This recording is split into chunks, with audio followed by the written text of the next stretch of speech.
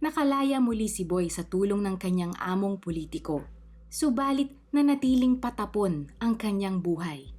Isang araw, dahil may mga utos pa ang amo kay Boy na hindi niya ginawa, siya naman ang sunod na ipinatumba. 3 tama ng baril sa katawan ang natamo ni Boy. Isang tricycle driver ang naghatid kay Boy sa ospital. Huwebes Santo noong araw na iyon, taong 1987. Pero pagdating sa ospital, hindi agad na asikaso si Boy dahilan upang maubusan na siya ng dugo. Kasi puno po ng pasyente, kaya hindi ako priority. Doon po tulo ang dugo ko doon. Magdamag po yun. Hanggang sa kinakapos na ako ng hininga. Hinahabol ko na hininga ko. Dumating po nanay ko alas 6 ng umaga. Nahihirapan na ako, ma. Ma'am, kailangan na po natin mapa-operahan po agad si sir. Kaso kailangan po natin magpakuha po ng type A na dugo kasi wala na pong available po na dugo dito po sa hospital po natin. Type A po dugo. So yung kapatid ko kasama, naghanap ng dugo. Mabilis na lumipas ang oras. Biyernes Santo na noon bandang 1:00 ng hapon. Bigo pa ring maoperahan si Boy. Hanggang sa tuluyan na siyang nanghina at nalagutan ng hininga. Nabulag po ako noon, time na yon. So kahit ayokong pumikit po ako. Patay na ba ako? Ayoko pang mamatay. Maya-maya, seconds lang, naramdaman ko, bubulusok po ako pa ilalim. Nakita ko po sarili ko, bubulusok ako pa ilalim. Sabi ko sila ako pupunta, para po ako nasa isang imbudo.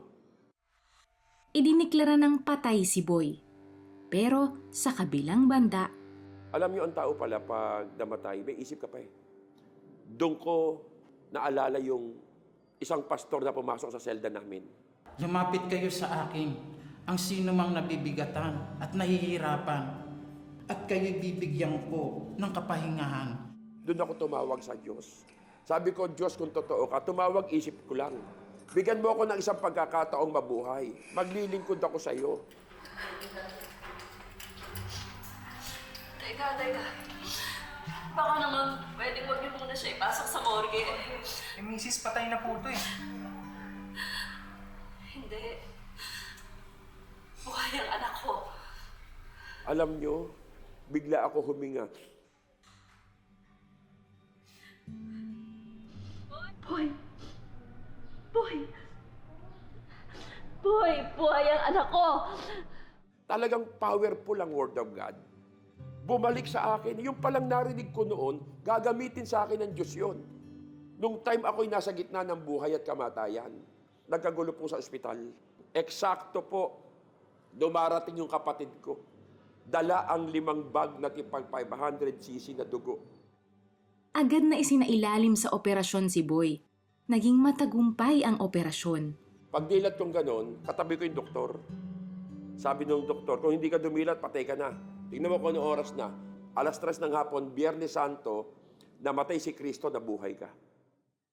If this story touched your heart, support CBN Asia and help bring God's miracle into more homes. Tap to donate today.